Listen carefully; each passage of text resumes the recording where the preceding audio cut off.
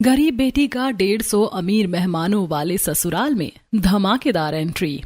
मुझे तो यकीन ही नहीं हो रहा कि इतनी महंगी महंगी गाड़ियां और लगभग 150 मेहमान सिर्फ ससुराल में मेरी एंट्री देखने आए हैं। बिल्कुल यकीन कीजिए अनामिका जी, ये कोई सपना नहीं बल्कि हकीकत है। लगभग 150 मेहमान सिर्फ आपकी एंट्री देखने के लिए खड़े हैं। सच कहूँ, आज मुझे ऐसा लग रहा है जैसे मैं किसी रानी से कम नहीं हूँ। ढोल नगाड़ों की गूंज के बीच फूलों से सजी अनामिका की पालकी के पीछे पीछे लैम्बोर्गिनी, BMW, पोर्श जैसी दूसरी महंगी गाड़ियां कतार में चल रही होती हैं।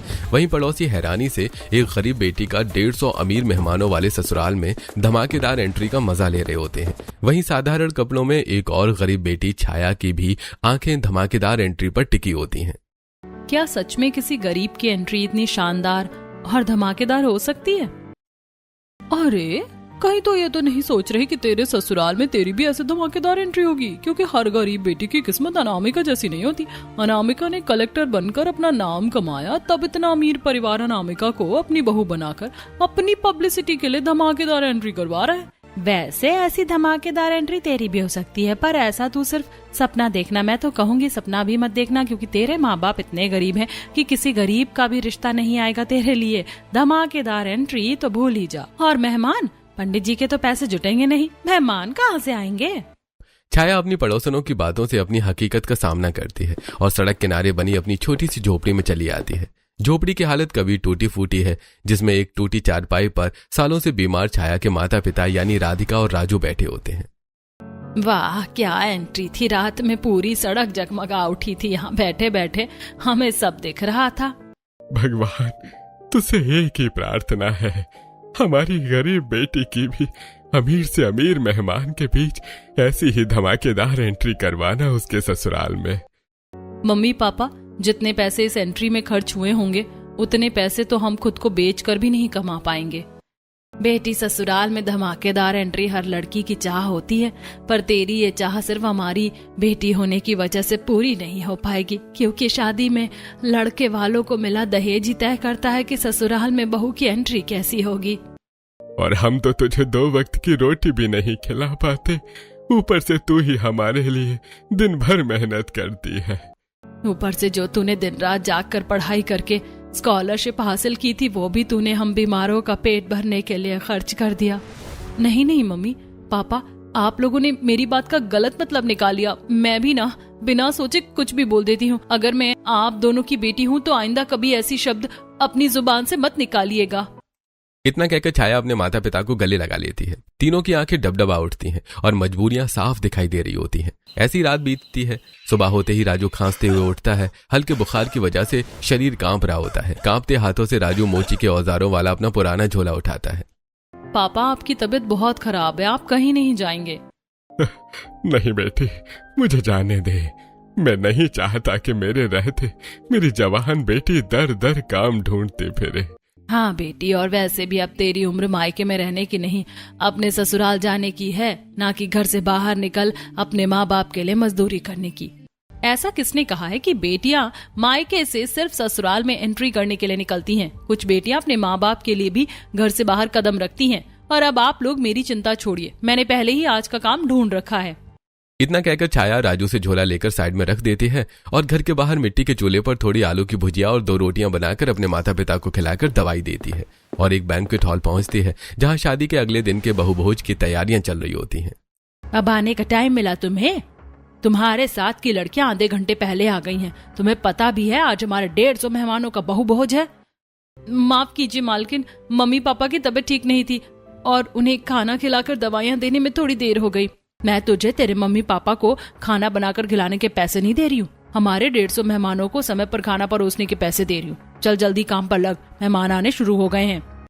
छाया थाली लेकर दुल्हन अनामिका और उसकी सहेलियों के टेबल पर पहुंचती है। देखो दोस्तों, ये मेरी एंट्री का वीडियो है। पापा जी ने कहा था कि मेरी एंट्री ऐसी होगी कि सालों तक लोग याद रखेंगे। सच में मैंने पहली बार गरीब की बेटी की ऐसी धमाकेदार एंट्री देखी है। छाया खाना परोसते हुए स्क्रीन की तरफ देख रही होती है और छाया एक प्यारा सा सपना देखने लगती है। चारों तरफ सफेद सुनहरे गुब्बारों की सजावट होती है। फूलों के गेट से दुल्हन बनी छाया निकलती है। आसमान से गुलाब की पंखुड़ियां बरसा रहे होते हैं। अरे ये सब मेरी एंट्री के लिए? मैंने कहा था ना, मैं आऊंगा, देखो मैं आ गया, और ये धमाकेदार एंट्री मैंने सिर्फ तुम्हारे लिए प्लान की है। मैम एक बार इधर देखिए, बहुत बढ़िया, अब एक मुस्कान, शानदार। वाह, ऐसी एंट्री तो मैंने फिल्मों में भी नहीं देखी, जैसी एंट्री मेरी बेटी की हो रही है। ऐसा लगता है किसी राजकुमारी का स्वागत हो रहा है। अरे वो कहाँ खो गई? मेरी बहू और उसकी सहेलियों को खाना परोसने आई है या सपने देखने? चल जल्दी जल्दी खाना परोस। जी अभी परोसती हूँ। छाया चुपचाप सिर झुकाकर फिर से थालियां परोसने लगती है। पता नहीं सूरज कहाँ होगा, इतने साल हो गए उससे मिले। छाया अपने आंसू रोकते हुए मेहमानों को खाना परोसती है। ऐसे कुछ दिन बीतते हैं। एक सुबह राधिका खाना बना रही होती है, तभी चूल्हे के जहरीले धुएं से खांसने लगती है। सरकारी नल पर कपड़े धो रही छाया दौड़ते हुए आती है। माँ तुम ठीक हो ना? हाँ बेटी तू परेशान मत हो। तभी पास की बड़ी बिल्डिंग में रहने वाली अनीता और सुनीता वहां आती हैं। अरे राम राम, ये उम्र तो बेटी की हाथों में बनी शादी की लकीरें जोड़ने की है, पर लगता है इन गरीबों ने ठान लिया कि अपनी बेटी के हाथ से शादी की लकीरें मिटा कर रहेंगे। सोच कह रही हो, दूसरे घरों में इस उम्र की लड़कियां अपने नए घर में खुशियां मना रही और ये। बस कीजिए, मेरे माँ पापा मेरी जिम्मेदारी नहीं, मेरी दुनिया है। उनकी सेवा करना मेरे लिए बोझ नहीं, मेरा सौभाग्य है। लेकिन बेटी बात तो सच है, तेरी शादी की उम्र होती जा रही और हमने शादी के लिए 4 चवन्नी नहीं जोड़ी है। बेटी, अब हम नहीं चाहते कि हमारी बेटी पूरी जिंदगी हमारी सेवा करते करते ही बिता दे। अब हम तेरे लिए लड़का ढूंढेंगे। नहीं पापा, ऐसा मत कहिए। मैं आप दोनों को इस हालत में छोड़कर कहीं नहीं जा सकती। पहले आप दोनों ठीक हो जाइए फिर। बेटी एक दिन हर बेटी को अपना घर बसाना ही पड़ता है, और हम बस इतना चाहते हैं कि हमारे जीते जी हम तेरे हाथ पीले होते देख लें। कहीं ऐसा ना हो कि हमारी बीमारी के चलते भगवान का बुलावा आ जाए और हम अपनी सबसे बड़ी जिम्मेदारी छोड़ दें। और बेटी, वो कहते हैं ना, कन्यादान से बड़ा कोई दान नहीं होता। क्या पता इसी दान के पुण्य से हमारे फेफड़ों की बीमारी भी ठीक हो जाए। अपने माँ बाप के आगे छाया कुछ बोल ही नहीं पाती। ऐसे कुछ दिन बीत जाते हैं। एक दिन पंडित दीनदयाल कुछ लड़कों की तस्वीरें लेकर आए होते हैं। अरे राजू जी, रिश्ता बहुत अच्छा है। लड़का मेहनती है, ज्यादा कुछ मांगा भी नहीं है, बस 5 लाख रुपए और एक गाड़ी। 5 लाख रुपए और एक गाड़ी? पंडित जी, मेरी बेटी 500 रुपए कमाने के लिए 2 दिन मेहनत करती है, तब जाकर घर में 2 वक्त की रोटी बनती है।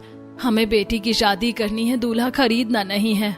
देखिए, आजकल ऐसे ही रिश्ते मिलते हैं, और फिर बेटी की शादी में इतना भी खर्च नहीं किया तो क्या किया। राम राम। पंडित जी तस्वीरें समेटते हैं और चले जाते हैं। लगता है हमारी गरीब बेटी की शादी नहीं हो पाएगी। राजू और राधिका रोने लगते हैं। ऐसी समय बीतता है। दूसरे शहर के सबसे आलीशान और बड़े बंगले के बड़े और महंगी चीज से भरे हॉल में नयन तारा लड़कियों की तस्वीरें लिए अपने छोटे बेटे सूरज के पीछे दौड़ रही होती है। अरे सूरज, रुक तो सही, एक बार फोटो तो देख ले। माँ मुझे शादी नहीं करनी। अरे नालायक, तेरी उम्र में तो लोगों के 2-2 बच्चे हो जाते थे और तू एक फोटो तक नहीं देख रहा। देख ले छोटे, वरना मम्मी आज पूरा घर सिर पर उठा लेंगी। हाँ देवर जी, एक फोटो देखने में कौन सा पहाड़ टूट जाएगा। चाचू देख लो ना, इतनी जिद तो मैं दूध पीने में भी नहीं करता जितनी आप मेरे लिए चाची ढूंढने में कर रहे हो। छोटे, जाएगा यहाँ से या नहीं? और माँ, आप भी बच्चे के सामने मेरे भी लड़कियों की फोटो लेकर क्यों घूम रही हो? छोटे, तू अपने कमरे में जा। माया। सूरज की बहन माया पवन को गोद में उठाकर कमरे में लेकर चली जाती है। बेटा, कब तक ऐसे शादी से भागता रहेगा? कभी तो तुझे शादी करनी पड़ेगी। माँ, मैं शादी कर लूंगा, पर पहले छाया को तो मिल जाने दीजिए। बेटा, हम जानते हैं तू छाया से कितना प्यार करता है। हर प्यार मुकम्मल हो ये जरूरी तो नहीं। तो उसे ढूंढने कितनी बार उसे पुराने शहर गया, मिली क्या?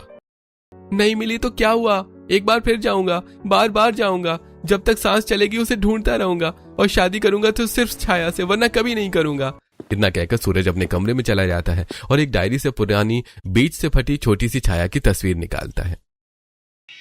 वहीं दूसरी तरफ छाया भी एक पार्क में बैठी सूरज के बचपन की तस्वीर निहार रही होती है।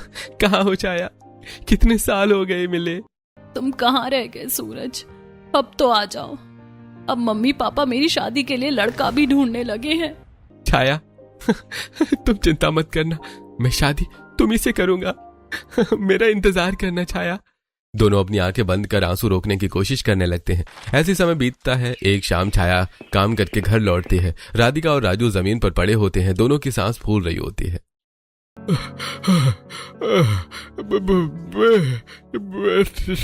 बेटी। बातें बाद में पापा, पहले अस्पताल चलते हैं। छाया दौड़कर सड़क पर आती है और ई रिक्शा रोककर रिक्शा वाले की मदद से अपने माता पिता को सरकारी अस्पताल पहुंचाती है। डॉक्टर मिथिलेश तुरंत इलाज शुरू करते हैं और कुछ देर बाद बाहर आते हैं। देखिए, मरीजों की हालत अभी संभल गई है, लेकिन इन्हें किसी भी तरह का मानसिक तनाव नहीं होना चाहिए। अगर इनकी कोई आखिरी इच्छा है तो उसे पूरा करने की कोशिश कीजिए। छाया तुरंत अपने माता पिता के पास पहुंचती है। बेटी, लगता है हमारी अंतिम घड़ी आ गई है। हम मरने से पहले तेरे हाथ पीले होते देखना चाहते हैं। एक लड़के का रिश्ता आया है, वो बिना दहेज शादी के लिए तैयार है। बेटी, उससे मिलकर शादी की बात कर ले। ठीक है मम्मी पापा, आप जैसा कहेंगे वैसा ही होगा। बस आप दोनों जल्दी ठीक हो जाइए। अगले दिन छाया राजू और राधिका के ढूंढे लड़के से मिलने एक पार्क में आती है, जहां सूरज साधारण कपड़ों और गरीब के अंदाज में छाया से मिलने आया होता है। नमस्ते, मेरा नाम विक्रम है। मैं ज्यादा पढ़ा लिखा नहीं हूँ, फूल बेचकर अपना गुजारा करता हूँ। और कुछ पूछना चाहती हो मेरे बारे में या कुछ बताना चाहती हो तो बता सकती हो। हाँ, मैं आपको एक बात बताना चाहती हूँ। बचपन से मुझे एक लड़का बहुत पसंद है। हम दोनों बहुत अच्छे दोस्त थे। फिर एक दिन वो अपने परिवार के साथ कहीं चला गया। उसके बाद कभी नहीं मिला। लेकिन मेरे मम्मी पापा मेरे लिए सबसे पहले हैं। मैं अब उनका इंतजार नहीं बढ़ा सकती, इसीलिए मैं किसी से भी शादी करने को तैयार हूँ। मुझे तुम्हारे अतीत से कोई परेशानी नहीं है, क्योंकि तुम एक सच्ची लड़की हो। मैं तुमसे शादी करने के लिए तैयार हूँ। अजीब लड़का है, इसकी जगह कोई दूसरा लड़का होता तो मुझे ठुकरा देता। अरे अब मैं चलता हूँ, जल्दी अपने परिवार के साथ तुम्हारे घर आऊंगा। इतना कहकर सूरज चला जाता है और छाया अस्पताल पहुंचती है। जी, मेरे मम्मी पापा के इलाज का कितना खर्चा हुआ? देखिए, आपको कोई फीस देने की जरूरत नहीं है। आपके माता पिता का इलाज हमारे अस्पताल के ट्रस्ट की तरफ से स्पॉन्सर्ड किया गया है। सच में? बहुत बहुत धन्यवाद डॉक्टर। ऐसे कुछ दिन बीत जाते हैं। एक रात राधिका की नींद खुलती है और उसकी नजर हाथों में छोटे से सूरज की तस्वीर लिए बैठी छाया पर पड़ती है। क्या हुआ बेटी? पता नहीं माँ, जिंदगी किस मोड़ पर आकर रुक गई है। ना बचपन का प्यार मिला, ना कहीं इज्जत। बस ऐसा लगता है जैसे। छाया अपनी बात पूरी नहीं कर पाती है और राधिका के सीने से लिपटकर रो पड़ती है। चिंता मत कर बेटी, आज जो दिन है वो हमेशा नहीं रहेंगे। एक बात याद रखना, जिस दिन तेरे ससुराल में तेरी धमाकेदार एंट्री होगी, उसी दिन तेरी जिंदगी भी बदल जाएगी। राधिका की बातों से हैरान होकर छाया राधिका की तरफ देखती है और अगले ही दिन सूरज गरीब वेशभूषा में अपने परिवार के साथ छाया के घर रिश्ता पक्का करने पहुंचता है। राजू जी, हमें आपकी बेटी पसंद है। हमें दहेज में 1 रुपया भी नहीं चाहिए। तभी सूरज बस एक छोटी सी बात बोलता है। शादी एक बड़े मैरिज हॉल में होगी। दरअसल जहां मैं फूल मालाओं का काम करता हूँ, वहां के मालिक को मैंने अपनी शादी की बात बताई थी। उन्होंने दया करके अपने शानदार घर में हमें शादी के लिए अनुमति दे दी है। मैं जब भी इसे देखती हूँ तो मेरे दिल की धड़कन तेज क्यों हो जाती है? दोनों परिवार खुशी खुशी शादी की तैयारियों में जुट जाते हैं और अगले ही दिन प्रिंस और रानी छाया के लिए सुंदर जोड़ा, गहने और बाकी सामान लेकर आते हैं। ये कपड़े तो बहुत महंगे लग रहे हैं, इनकी क्या जरूरत थी? देवरानी जी, शादी जिंदगी में एक ही बार होती है और ये ज्यादा महंगा नहीं है। हमने थोक बाजार से लिया है। ऐसे कुछ दिन बीतते हैं। शादी का दिन आ जाता है। एक बड़े मैरिज हॉल में छाया को दुल्हन बनाकर मंडप में लाया जाता है। चारों तरफ मेहमानों की भीड़ होती है। माँ, इतना बड़ा इंतजाम, इतने महंगे कपड़े, इतनी शानदार सजावट। बेटी, हमें भी नहीं पता, शायद सूरज के मालिक ने मदद की होगी, ये कर्ज लिया होगा। अगर इन्होंने शादी के लिए कर्ज ले लिया है तो शादी के बाद पूरी जिंदगी उसकी किस्तें भरनी पड़ेंगी। ऐसे में क्या मैं अपने माँ बाप की मदद कर पाऊंगी, या फिर सारी जिंदगी सिर्फ कर्ज ही चुकाते निकल जाएगा? और अगर कभी मेरा बचपन का प्यार वापस आ गया तो मैं उसकी आंखों में देखकर क्या कहूंगी कि मैंने उसका इंतजार नहीं किया? यही सब सोचते हुए छाया सूरज के साथ मंडप में बैठ जाती है। पूरे विधि विधान से शादी शुरू होती है। सूरज और छाया 7 फेरे पूरे करते हैं। सूरज छाया की मांग में सिंदूर भरता है और गले में मंगलसूत्र पहनाता है। आज से आप दोनों पति पत्नी हैं। भगवान आपके वैवाहिक जीवन को सुखमय बनाए। पूरा हॉल तालियों से गूंज उठता है। तभी अचानक मैरिज हॉल में चेहरे पर नकाब लगाए अशोक, विक्रांत और महेश कई हथियारबंद गुंडों के साथ घुस आते हैं। कोई भी अपनी जगह से नहीं हिलेगा। जिसने भी होशियारी दिखाई उसकी लाश यहीं गिरेगी। सब लोग अपने अपने मोबाइल नीचे फेंको जल्दी। तब उस बड़े कमरे की तरफ चलो। गुंडे सभी मेहमानों को धक्का देते हुए बड़े कमरों में बंद करने लगते हैं। हम सिर्फ इस दुल्हन को लेने आए हैं, बाकी लोगों से हमारा कोई लेना देना नहीं है। मुझे क्यों ले जाना चाहते हो? मैंने तुम्हारा क्या बिगाड़ा है? नहीं, मेरी बेटी को छोड़ दो, भगवान के लिए उसे मत ले जाओ। सुन लो तुम सब, मैंने छाया की मांग भरी है। अब ये मेरी पत्नी है, मेरे रहते कोई उसकी तरफ आंख उठाकर भी नहीं देख सकता। दो गुंडे छाया की तरफ बढ़ते हैं। सूरज गुंडों को जोर से धक्का देता है और छाया का हाथ पकड़कर सर्विस दरवाजे की तरफ दौड़ पड़ता है। ये कहाँ जा रहे हैं हम? सवाल मत पूछो, बस मेरा हाथ मत छोड़ना। दोनों संकरी गैलरी से होते हुए ऊपर जाने वाली सीढ़ियों तक पहुंच जाते हैं। कहाँ गए दोनों? जल्दी ढूंढो। जल्दी इस पर्दे के पीछे छुप जाओ।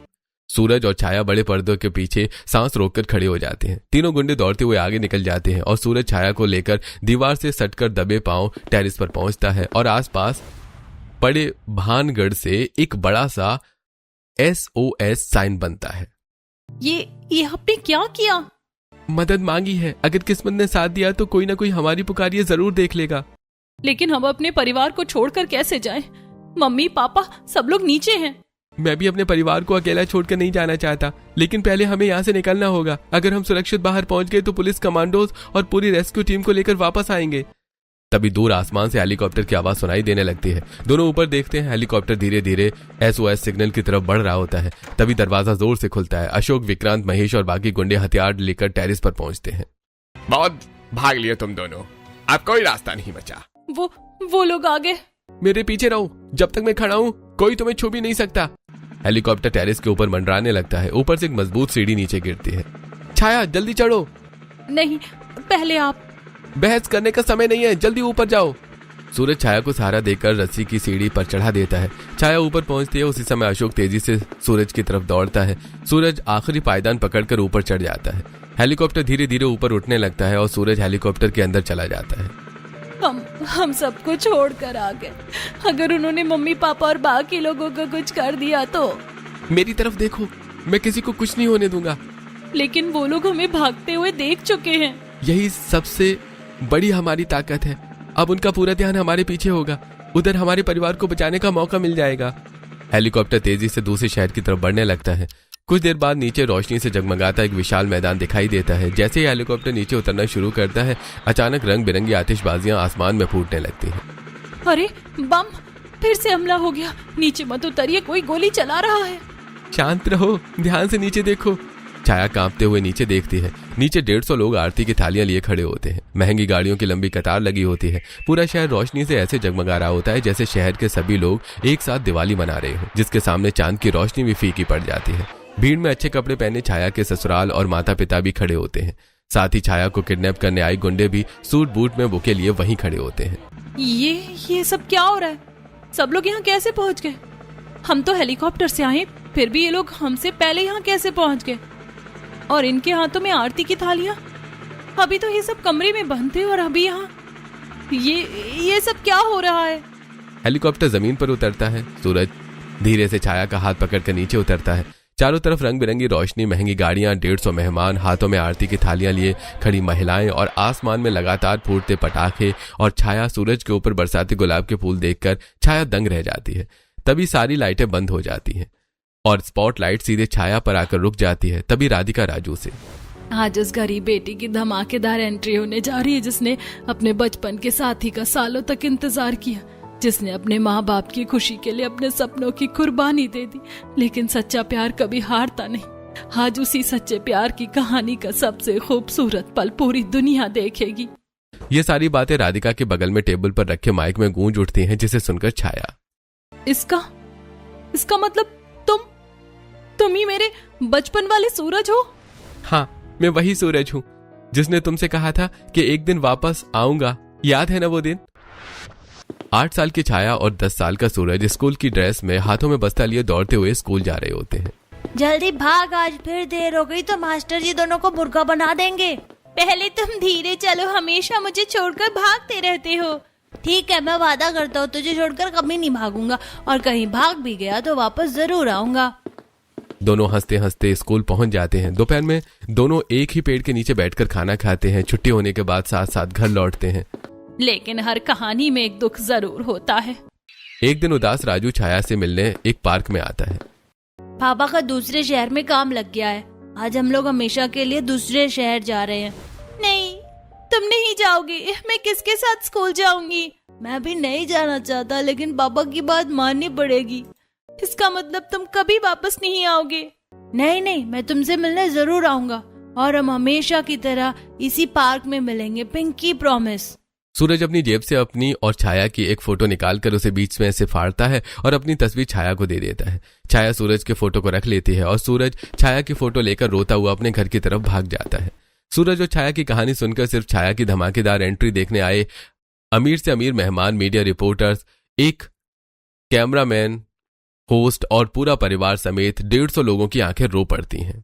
लेकिन सूरज, तुमने मुझे पहचाना कैसे? और अगर पहचान लिया था तो फिर ये सब क्या था? मैंने तुम्हें पहली मुलाकात में ही पहचान लिया था। पार्क में जब तुमने अपने बचपन के प्यार की बात बताई थी तब मुझे यकीन हो गया था कि मेरा इंतजार आज भी खत्म नहीं हुआ है। फिर तुमने मुझे सच क्यों नहीं बताया? बहू, पहले अपनी एंट्री पूरी कर लो। ये 150 मेहमान सिर्फ तुम्हारी धमाकेदार एंट्री देखने आए हैं। छाया धीरे से चावल का कलश गिराती है। चारों तरफ ढोल और शंख की आवाज गूंजने लगती है। ऊपर से गुलाब और गेंदे के फूलों की बारिश होने लगती है। 150 मेहमान तालियां बजाते हैं। गंगा देवी, नयनतारा, प्रीति और रानी आरती उतारती हैं। सूरज और छाया का हाथ पकड़कर उन्हें सजे हुए बड़े स्टेज पर बिठाया जाता है। फिर प्रीति और रानी छाया का हाथ पकड़कर स्टेज पर ले आती हैं। अरे भाभी, ऐसे धीरे धीरे नहीं, आज आपकी धमाकेदार एंट्री है। आज तो पूरा स्टेज आपके साथ नाचेगा। पहले हमारी नई बहू का स्वागत होगा, उसके बाद ही कोई अपनी कुर्सी पर बैठेगा। आइए देवरानी जी, आज 2 कदम हमारे साथ भी मिलाइए। सज रही गली मेरी माँ सुनहरी रोशनी में। अरे भाभी, शर्माइए मत, आज तो 150 मेहमान सिर्फ आपको देखने आए हैं। दीदी, मुझसे नहीं होगा, सब लोग मुझे ही देख रहे हैं। देखेंगे क्यों नहीं, आज इस घर की सबसे प्यारी बहू की एंट्री जो हुई है। रानी और प्रीति छाया का हाथ पकड़कर 2-3 हल्के डांस स्टेप करवाती हैं। चारों तरफ तालियां गूंजने लगती हैं। वाह, आज तो ऐसा लग रहा है जैसे घर में लक्ष्मी खुद नाचते गाते आई हो। मेरी बहू की मुस्कान ही सबसे बड़ा गहना है, बाकी जेवर तो बस दिखावा है। 150 मेहमान आए हैं, लेकिन आज हर किसी की नजर सिर्फ हमारी बहू की धमाकेदार एंट्री पर है। राजू, देखो हमारी बेटी कितनी खुश लग रही है। भगवान करे इसकी मुस्कान कभी फीकी ना पड़े। आज लगता है जैसे हमारी सारी मेहनत सफल हो गई। हमारी बेटी सच में राज करेगी। जोरदार तालियां हो जाएं हमारी नई बहू के लिए। ऐसी धमाकेदार एंट्री हर किसी की किस्मत में होनी चाहिए। पूरे पंडाल में तालियों की गूंज फैल जाती है। फूलों की बारिश के बीच सूरज और छाया मुस्कुराते हुए स्टेज पर जाकर बैठ जाते हैं। बड़ी बड़ी 150 अमीर मेहमान लगातार सूरज और छाया के साथ तस्वीरें खिंचवाते हैं। कुछ लड़कियां तो सेल्फी लेती हैं। देर रात सभी मेहमान अपने अपने घर लौट जाते हैं। इसी बीच होस्ट छाया और सूरज के पास एक माइक रखते हैं। मुझे और कुछ नहीं जानना, मुझे बस ये जानना है कि ये सब तुमने प्लान कैसे किया? तुमने मुझे पहचाना कैसे? मेरे मम्मी पापा इस पूरे प्लान में कैसे शामिल हुए? और हम हेलीकॉप्टर से आए, फिर भी सब लोग हमसे पहले यहाँ कैसे पहुँच गए? मेरे दिमाग में इतने सारे सवाल घूम रहे हैं कि समझ ही नहीं आ रहा कहाँ से शुरू करूं। एक एक सवाल का जवाब दूंगा, लेकिन उसके पहले मुझे थोड़ा पीछे जाना पड़ेगा। तो जिस दिन तुम्हारे माता पिता की तबीयत अचानक बिगड़ी थी, उस दिन मैं भी शहर में था। मैं पूरे 1 हफ्ते से तुम्हें ढूंढ रहा था। हर गली, हर मोहल्ला, हर स्कूल, जहां जहां बचपन की कोई याद जुड़ी थी, मैं वहां गया, लेकिन तुम कहीं नहीं मिली। छाया अस्पताल से बाहर निकलकर परेशान मन से बचपन में सूरज के साथ खेलने वाले पार्क में आकर एक बेंच पर बैठ जाती है और 10 रुपए की कॉटन कैंडी खरीद कर धीरे धीरे खाने लगती है।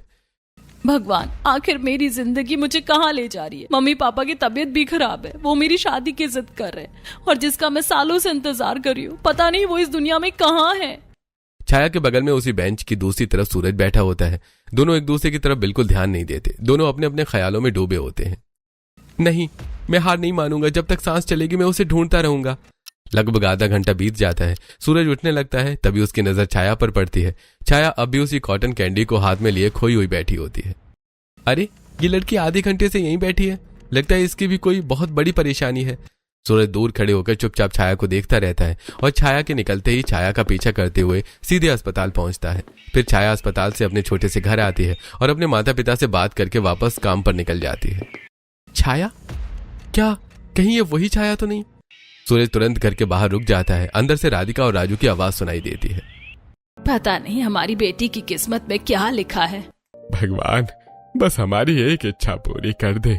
हमारी आंखों के सामने हमारी बेटी की शादी हो जाए। सूरज की आंखें भर आती हैं। सूरज दरवाजा खटखटाता है। जी, कौन? अंकल शायद आप मुझे पहचान नहीं पाए, मैं सूरज हूँ। सूरज? वही जो बचपन में रोज आपकी बेटी के साथ स्कूल जाता था। राधिका और राजू कुछ पल तक सूरज को देखते रहते हैं। अगले ही पल दोनों की आंखों में खुशी के आंसू निकल पड़ते हैं। बेटा तू सच में वापस आ गया। छाया को पूरा भरोसा था एक दिन तू जरूर आएगा। अंकल आंटी, मुझे छाया की सारी परेशानी पता चल गई है। अब उसकी जिंदगी में एक भी आंसू नहीं आने दूंगा। बेटा वो आज भी तेरा ही इंतजार कर रही है, लेकिन हमारी हालत देखकर अपनी खुशियां कुर्बान करने को तैयार हो गई है। इसलिए मैंने फैसला किया मैं उससे अपनी पहचान छिपाकर मिलूंगा। राधिका, राजू पड़ोसियों के ताने और समाज की जिल्लतें सहती छाया की सारी कहानी सूरज को बताते हैं। मैं देखना चाहता था कि उसके दिल में आज भी मेरे लिए वही जगह है या नहीं, और मुझे बचपन में छाया से किया हुआ एक वादा भी पूरा करना है। अपने प्यार और वादे को मिलाकर मैं छाया से शादी करूंगा, पर अपनी पहचान छुपाकर, और उसमें आपको मेरी मदद करनी पड़ेगी। मैं मेरी छाया की उसके ससुराल में ऐसी एंट्री करवाऊंगा कि वो पूरी जिंदगी याद रखेगी। सिर्फ शादी नहीं होगी, एक गरीब बेटी को अपने बचपन के प्यार के साथ ऐसी धमाकेदार एंट्री होगी जिसे देखकर हर कोई कहेगा बेटी की खुशियां दौलत से नहीं सच्चे प्यार से बड़ी होती हैं। छाया की आंखें फिर से नम हो जाती हैं। छाया मुस्कुराते हुए सूरज के गले से लिपट जाती है। तुमने मेरे लिए इतना सब कुछ किया। तुम्हारे इंतजार की कीमत इससे भी ज्यादा थी, इतनी कि उसका कोई मूल्य नहीं लगाया जा सकता है। उसके सामने ये धमाकेदार एंट्री तो पानी कम चाय है। अच्छा, अब एक बात और बताओ, वो माफिया, वो टेररिस्ट, आखिर वो सब क्या था? और तुम अपने बचपन के किस वादे की बात कर रहे थे? मुझे वापस मिलने आने का वादा तो तुमने पूरा किया, और कौन सा वादा बाकी रह गया था? नहीं, वो वादा तो नहीं था, वो तुम्हारी इच्छा थी। मेरे पास तो सिर्फ बचपन की यादें थी, इसलिए मैंने सोचा कि क्यों ना तुम्हारी बचपन की ही इच्छा पूरी कर दी जाए तुम्हारी धमाकेदार एंट्री में। इसलिए मैंने अशोक, विक्रांत और महेश जी से मदद मांगी। दरअसल ये तीनों मेरे ही ऑफिस में काम करते हैं। मैंने इन तीनों से वो सारा ड्रामा करवाया था। क्या मतलब वो सब हेलीकॉप्टर, भागना, छिपना, ये सब पहले से प्लान था? भाभी हमें माफ कर दीजिए, हमें आपको डराना बिल्कुल अच्छा नहीं लग रहा था, लेकिन साहब ने कहा था कि आखिर तक ये राज नहीं खुलना चाहिए। हमें बार बार यही समझाया गया था कि आपको कोई चोट नहीं लगनी चाहिए, बस एक फिल्म जैसा सीन बनाना है। सच बताऊं भाभी, सबसे ज्यादा डर तो हमें लग रहा था कि कहीं आप सच में हमें डंडा लेकर न दौड़ा दे। कमरे में मौजूद 150 लोग जोरों से हंसने लगते हैं, जैसे कि सभी को सच्चाई पता हो। यह सब देखकर छाया अपनी ही धमाकेदार एंट्री में अमीर 150 मेहमानों की तरफ देखने लगती है। लेकिन इतना बड़ा नाटक क्यों? इसकी क्या जरूरत थी? और जब इसके बारे में सबको पता है तो मुझे क्यों नहीं पता था? जरूरत थी क्योंकि मुझे तुम्हारा एक अधूरा सपना पूरा करना था। याद है बचपन में एक दिन तुमने मुझसे कहा था। 8 साल की छाया और 10 साल का सूरज स्कूल में बैठे क्लासरूम में पढ़ा रही टीचर से छुपकर बातें कर रहे होते हैं। पता है मैं बड़ी होकर कैसी शादी करना चाहती हूँ? कैसी? मैं चाहती हूँ एक दिन कुछ बुरे लोग मुझे घेर लें, फिर एक सुपर हीरो जैसा लड़का आए, सबको हरा दे, मेरा हाथ पकड़े और मुझे अपने साथ अपने घर ले जाए, बिल्कुल कहानी वाली राजकुमारी की तरह। अच्छा, तो फिर मैं ही बनूंगा वो सुपर हीरो। सच? बिल्कुल सच, मैं तुम्हें हमेशा बचाऊंगा। मेरे पास तुम्हारी सिर्फ बचपन की यादें थी, हमारी जवानी तो एक दूसरे के इंतजार में ही बीत गई। इसलिए मैंने सोचा क्यों ना तुम्हारी बचपन की वही छोटी सी इच्छा पूरी कर दूं। इसलिए मैंने ये पूरा सीन तैयार किया ताकि तुम्हें सचमुच ऐसा महसूस हो कि तुम्हारा सुपर हीरो तुम्हें बचाकर अपने घर लेकर आया है। तुमने मेरी बचपन की इतनी छोटी सी बात भी याद रखी। जिसे सच्चा प्यार कहते हैं उसमें छोटी बातें भी कभी नहीं भूली जाती। छाया मुस्कुराते हुए सूरज के गले लग जाती है और पूरा परिवार तालियां बजाने लगता है।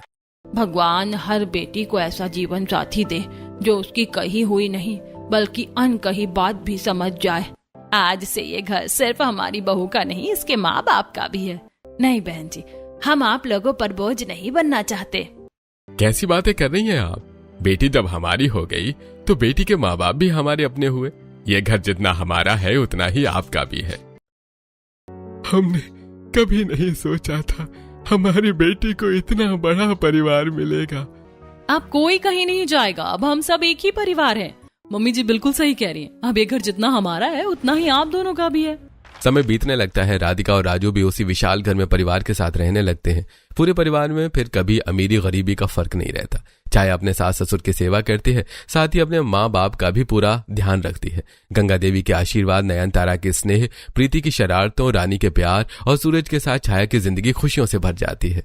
याद रखना, दौलत से बड़ा रिश्ता प्यार का होता है, और जिस घर में प्यार बस जाए वही घर सच में स्वर्ग बन जाता है। पूरा परिवार एक साथ खड़ा होकर मुस्कुराता है। सामने सूरज और छाया की वही पुरानी तस्वीर लगी होती है जिसमें छाया की धमाकेदार एंट्री की झलक कैद होती है। 150 मेहमानों की तालियां, फूलों की बारिश और अपने बचपन के प्यार का हाथ थामकर गरीब बेटी जिस दिन इस घर में आई थी उसी दिन उसकी अनमोल मुस्कुराहट उसके ससुराल की दीवारों की सुंदरता बढ़ा रही होती है।